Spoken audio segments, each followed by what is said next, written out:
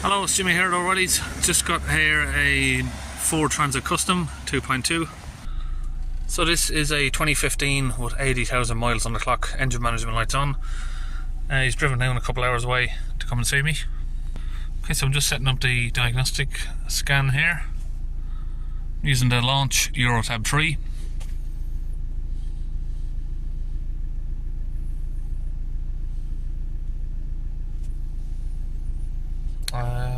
PCM here.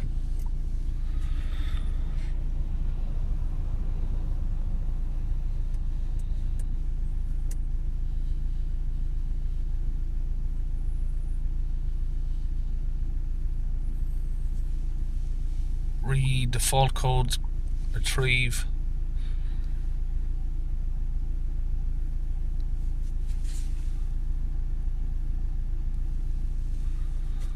Okay, we have oil level sensor, glow plug number 3, particle filter pressure too high, particle filter restriction, particle filter accumulation, soot accumulation too high, soot accumulation, engine oil temperature sensor. So what was that? Engine oil level sensor and engine oil temperature sensor.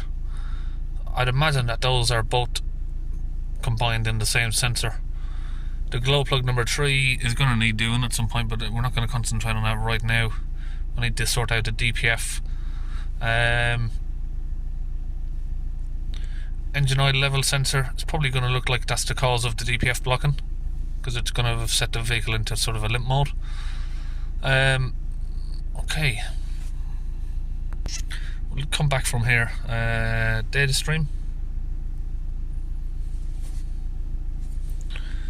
Get a few items up. Differential pressure,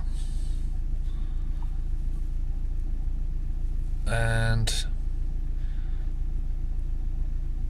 we'll just get the soot, calculated soot content up.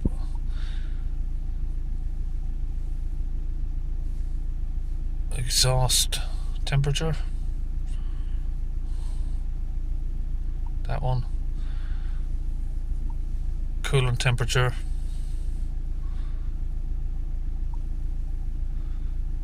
And we'll have a look at those oil level and temperature voltage.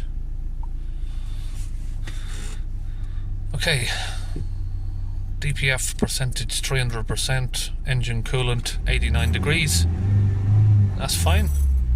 Engine oil level 127%, so it's overfilled with oil. 5 volts to the oil sensor, and we have 35 millibars on the DPF pressure at idle there. We can rev it up to sort of 2500 RPM. 265 millibars. Exhaust gas temperature is quite low, 120.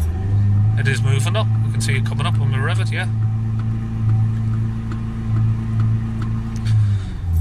Okay, so as I'm holding that rev there, we want to see that sort of under 100, somewhere around 50 to 60 millibars, 40 to 60 millibars, anywhere between there. And engine oil level, I'm going to have to take that down a bit. Engine oil level status. So it looks like it's reading the engine oil level. Phone disconnected. We're going to go underneath and have a look and see what's going on. Okay, so what I believe is the oil level sensor is right there. So it looks like it's plugged in. And I noticed just over here to the right there's a little yellow plug just over there, and it looks like it should be plugged in just up there, if you can see that little gap there between the drive shaft. Just had a chat with a customer and he said he's had the van from new and he hasn't had anyone unplug it, so I'm not sure why it's unplugged. Okay, so if we come up around here, I've managed to get that plug back in.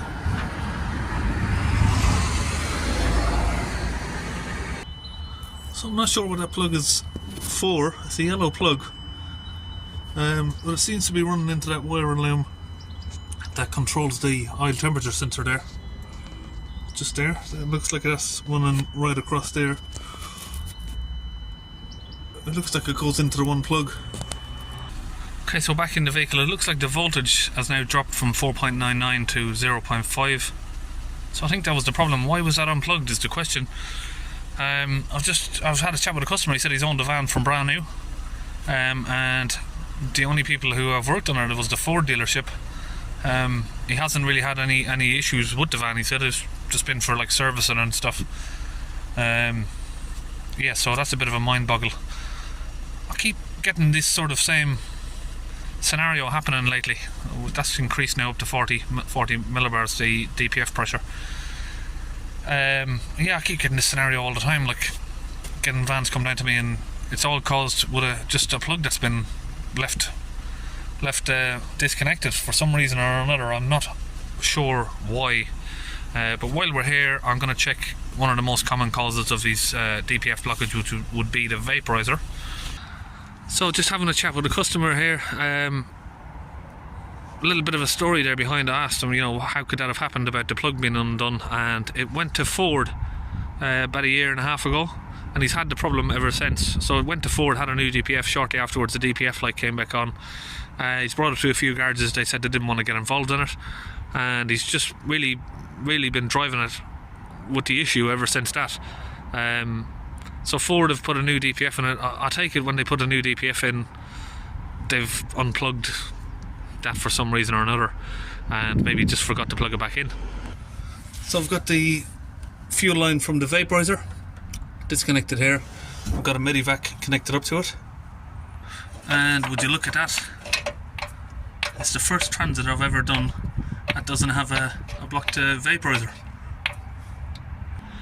Okay, so now that we've sort of eliminated the causes of the DPF blocking up, we just need to now get it cleaned out. I've got some Launch DPF cleaner, and I've got that connected to my portable compressor, and that's going over to my gun. So again, this is the gun here from Launch, and that sprays the cleaning fluid into the DPF. I've got my own little attachment here, a bit of fuel hose on the end of it. So what I'll do is come underneath the van here. There's the DPF. We'll get that disconnected.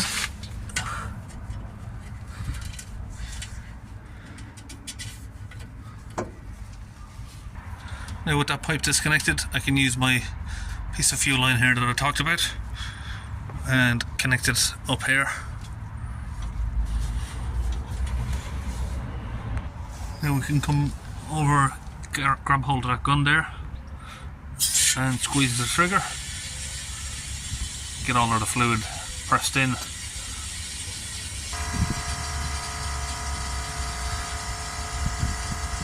just going to hold the trigger until all of the fluid's gone. Okay, now that's all gone, we can see that the tube is clear. Now we've disconnected the gun there, let that settle down for a minute. Make sure no more of the suds are coming out.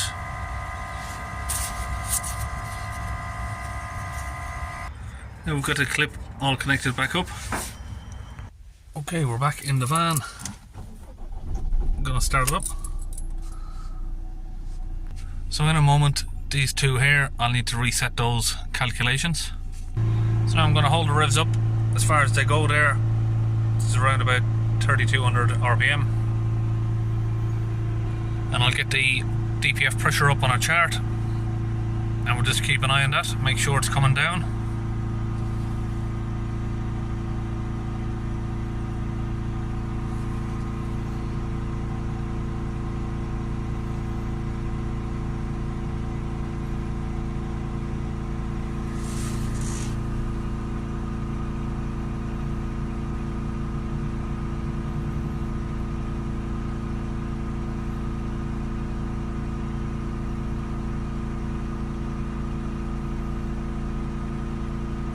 Once that sort of slows down, we'll then switch the vehicle off, reset the DPF, and we can take it for a drive, which will get the turbo working, which will push a bit more pressure through that to get it cleared out.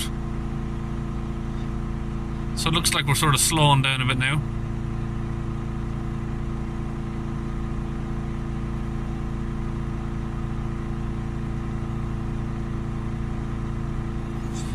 Let it idle back down. got it on 13. So now we're going to exit the data stream. We're going to go to special functions, power control modules, and we are going to teach in reset the particle filter learned values.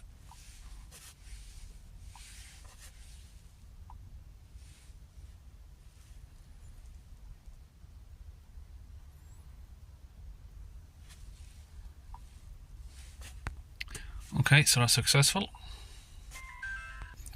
Now we can exit here, clear default memory, and just read, make sure all of the codes have cleared.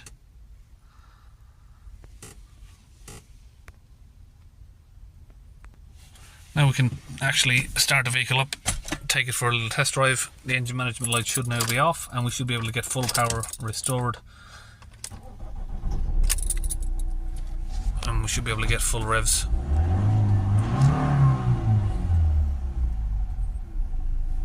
So we're going to give it a few revs up and down, and we should see a lot of smoke, just like that.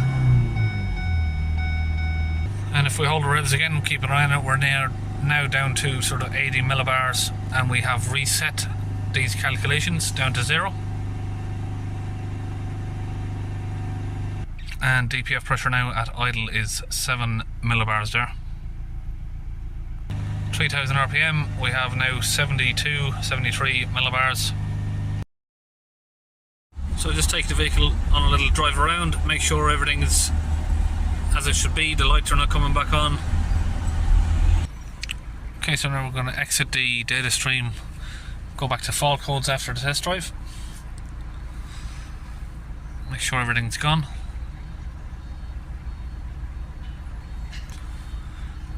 Okay, we have a new fault code now.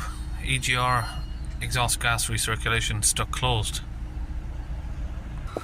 So just down here is the EGR valve. Yeah. And that is most likely just going to need replacing. Okay, like I said, I've removed the airbox here now to have a look. The EGR valve is just down here, so I can show you where it is. That's going to need replacing, really. So that's going to need replacing. So what I've done here now is I've used my extraction pump to take out some of the oil, and we've got the oil just a little bit of a notch down from full there. So we've got the oil at the correct level now. Okay, so probably going to do the EGR valve on a separate video. I think the reason why that's now flagged up is obviously it's been driving the van in limp mode for over a year and a half, coming up close to 2 years really. And I think now that the vehicle's out of limp mode, the EGR is now suddenly woken up and tried to open, and it's of course now clogged because it's been driven in limp mode for so long. But the DPF now side of things is all finished, and we will do the EGR valve on another video. So that's it, we'll see you on our next video.